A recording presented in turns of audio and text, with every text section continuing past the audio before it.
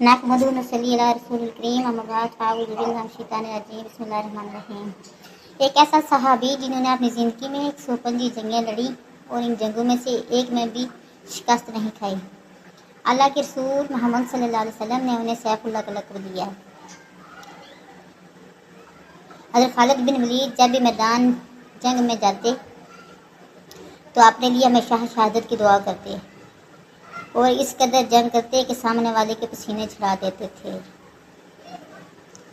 एक मरतबा हज़रत खालिद बिन वलीद ने एक जंग के दौरान 9 तलवारें तोड़ी और हज़ारों दुश्मनों को धूल चटा दी। आपने मैदानों में बड़े बड़े कारनामे करके दिखाए, यहाँ तक कि आपकी ज़िंदगी मौत को आ लगी।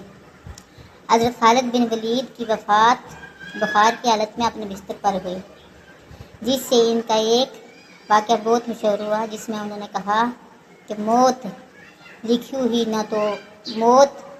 हुई न हो तो मौत खुद ज़िंदगी की हिफाजत करती है, और जब मौत मुकद्दर में होती है तो ज़िंदगी खुद मौत से निपट जाती है। दुनिया के बुज़दिलों को मेरा ये पैगाम सुना दो, अगर मौत मैदान जंग में होती तो खालिद कभी बिस्तर पर न मरता।